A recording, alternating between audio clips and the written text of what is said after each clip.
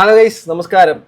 നമ്മുടെ ഉപ്പും മുളകും ലൈറ്റ് ഫാമിലിക്കകത്തുള്ള ഒരു വിഷയത്തിനെ കുറിച്ച് തന്നെയാണ് ഞാൻ സംസാരിക്കാൻ വരുന്നത്. ഈ ഒരു ഇതിനകത്ത് കുറച്ച് കാര്യങ്ങൾ എനിക്ക് സംസാരിക്കാനുണ്ട്. പക്ഷേ ഇത് താല്പര്യമില്ലാത്ത ആൾക്കാർ ദയവായി ഇത് കാണരുത്. നിങ്ങൾക്ക് നല്ല നല്ല വിഷയങ്ങൾ മറ്റു വിഷയങ്ങളുണ്ടെങ്കിൽ ദയവായി നിങ്ങൾ അത് പോയി കാണുക. മുഴുവൻ കണ്ടിട്ട് കുറ്റം പറയാൻ താല്പര്യപ്പെടാതെ നിങ്ങൾ വേറെ വഴിക്ക് പോകുക എന്നുള്ളത് മാത്രമേ എനിക്ക് ആദ്യമേ പറയാനുള്ളൂ. പക്ഷേ നേരെ സ്ട്രൈറ്റ് ആയിട്ട് ഈ വിഷയത്തിലേക്ക് വരാം. കുറച്ച് കാലത്തിന് മുമ്പ് ഈ ഉപ്പും മുളകും ഫാമിലി, ലൈറ്റ് ഫാമിലിക്കകത്ത് അതിൻ്റെ മൂത്ത കുട്ടി ഉണ്ടായിരുന്നു. പൊന്നൂസ എന്തോ ആണ് പേര്. ആ കുട്ടി അന്ന് ഇറങ്ങിപ്പോയിട്ടുണ്ടായിരുന്നു. അതിന് വളരെ കൊച്ചു പ്രായമായിരുന്നു. അന്ന് തന്നെ ഈ കല്യാണം കഴിപ്പിച്ച് വിടണം, ഒരു വേലക്കാരിയായ ജാനുവാക്കി മാറ്റണം എന്നുള്ള നമ്മുടെ ഈ കുലസ്ത്രീ സംവിധാനത്തിലെ ആ അച്ഛനും അമ്മയൊക്കെ ആ കുട്ടി അങ്ങനെ മോൾഡ് ചെയ്ത് വളർത്തി അതിനെ അവസാനം മറ്റൊരാളുമായിട്ടൊന്ന് വിവാഹം നിശ്ചയിച്ചു. ഓക്കെ, എനിവേ എന്തായിരുന്നാലും ആ കുട്ടി ഇന്ന് സ്വന്തം ഇഷ്ടപ്രകാരം സ്വയംവരം തന്നെയാണ് കല്യാണം എന്ന് പറയേണ്ടത്. അങ്ങനെ തന്നെയാണ് വേണ്ടത്. ആ കുട്ടിക്ക് ഇഷ്ടപ്പെട്ട ഒരു വ്യക്തിയോട് ജീവിതം തുടങ്ങി.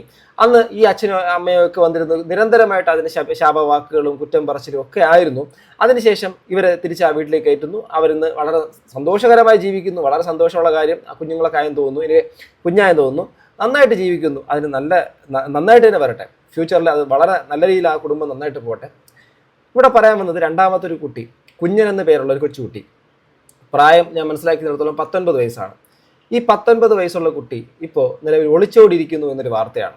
ഇപ്പോൾ അതിനെ നമ്മുടെ ഈ സോഷ്യൽ മീഡിയയുടെ വിഷയങ്ങളുടെ അകത്ത് നിൽക്കുന്ന ഒരു ഫാമിലി ബ്ലോഗേഴ്സിൻ്റെ കാര്യങ്ങളൊക്കെ ആകുമ്പോൾ കാട്ടുതീ പോലെ സ്പ്രെഡ് ആവുകയും അതിനനുകൂലിച്ച് പ്രതികൂലിച്ചും ആൾക്കാരുണ്ടാകും. വാഗ്വാദവും തർക്കവും അതുപോലെ ചർച്ചകൾ, സോഷ്യൽ മീഡിയ ഇതിനെക്കുറിച്ചിട്ടുള്ള ജഡ്ജ്മെൻ്റ് അടക്കം നടക്കാറുണ്ട്. പക്ഷേ എനിക്കിവിടെ പറയാനുള്ളത്, ഈ രണ്ടാമത്തെ കുട്ടിയും ഒരു പയ്യനോട് ഇറങ്ങിപ്പോയി കല്യാണം ഉറപ്പിച്ചാണെന്നാണ് ഞാൻ വിശ്വസിക്കുന്നത്.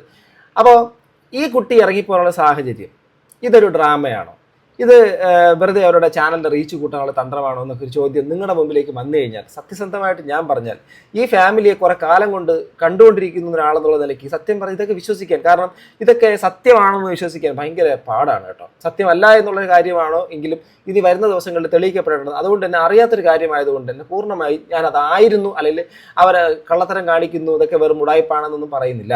പക്ഷേ ഇത് വിശ്വസിക്കാൻ ഭയങ്കര പാടുള്ള കാര്യമാണ്. കഴിഞ്ഞ ദിവസങ്ങളിൽ ഇവരുടെ വീഡിയോ എന്താണ് അതിനകത്ത് പറയുന്നത്, ഇവർക്ക് വിവാഹം കഴിക്കാനുള്ള കുറച്ച് ലാൻഡ് എന്തോ ഉണ്ട്, അത് വിൽക്കണം, അതല്ലാതെ വിവാഹം നടത്താനുള്ള പൈസയില്ല. അതോടൊപ്പം തന്നെ സാമ്പത്തികമായിട്ടുള്ള പ്രശ്നങ്ങളൊക്കെ ഉണ്ട്, സ്വർണവും മറ്റുള്ള കാര്യങ്ങളൊക്കെ എടുക്കുക. അപ്പം ഇത് കണ്ടു ആ വീട്ടിൽ നിൽക്കുന്ന ആ കുഞ്ഞനെന്ന് പറയുന്ന കുട്ടിക്ക് വിവാഹ നിശ്ചയത്തോട് അടുക്കുന്ന ആ കുട്ടി, അല്ലെങ്കിൽ നിശ്ചയത്തിലേക്ക് എത്തിയുന്ന കുട്ടി, അതുപോലെ തന്നെ ഈ ആൺവീട്ടുകാർ ഇതൊക്കെ കാണുമല്ലോ. അപ്പം എന്താണെന്ന് അറിയത്തില്ല, അവസാനം ഈ കുട്ടി ഒളിച്ചോടി എന്നുള്ളൊരു വാർത്ത, അഥവാ ഇറങ്ങിപ്പോയി എന്നുള്ളൊരു കാര്യം, അതിൻ്റെ ഇഷ്ടം എന്നുള്ള കാര്യം.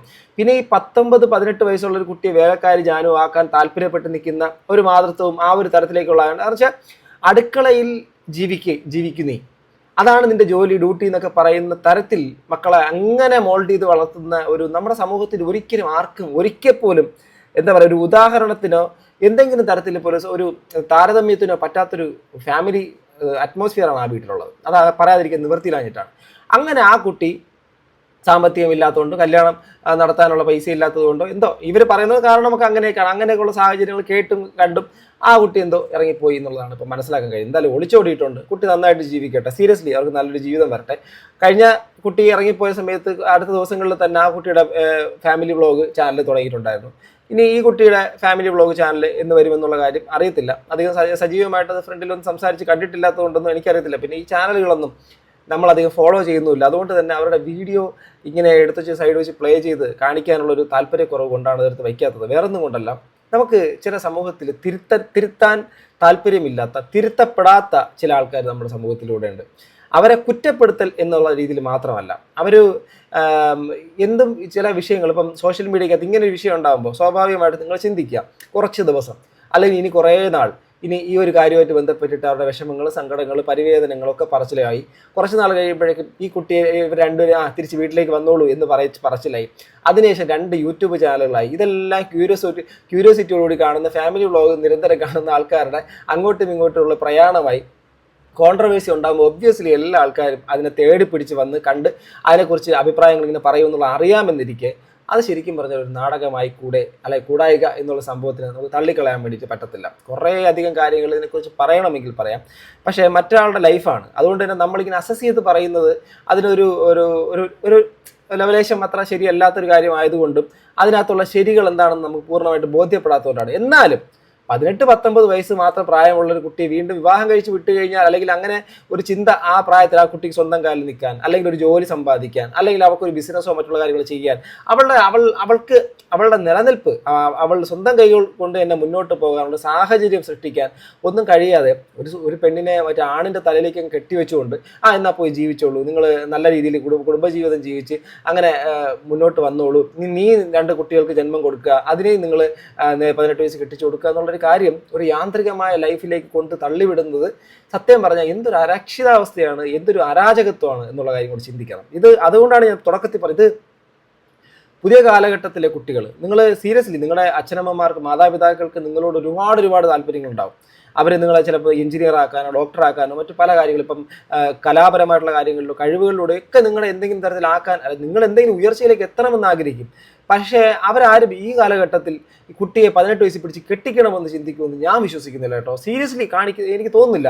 അതുകൊണ്ട് തന്നെ ഈ ചാട്ടം ഓട്ടം ഞാൻ പരമാവധി കണ്ടിട്ടുള്ള കാര്യങ്ങൾ പറയാം. നമ്മുടെയൊക്കെ ചുറ്റുപാടുകളിൽ തന്നെ പലതും ഇതുപോലെയൊക്കെ ചില ചെറിയ പ്രായത്തിലൊക്കെ ഇങ്ങനെ ചാട്ടം ഓട്ടമൊക്കെ നടത്തി അവസാനം ഈ ഛിന്ന ഭിന്നമായ ജീവിതവുമായിട്ട് കോടതികൾ കയറി ഇറങ്ങി അവസാനം ഡിവോഴ്സും പിന്നെ കൈക്കുഞ്ഞുങ്ങളുമായിട്ടൊക്കെ നടക്കുന്ന ഒരുപാട് പേരെ കണ്ടിട്ടുള്ളതാണ്, കാണുന്നതാണ്.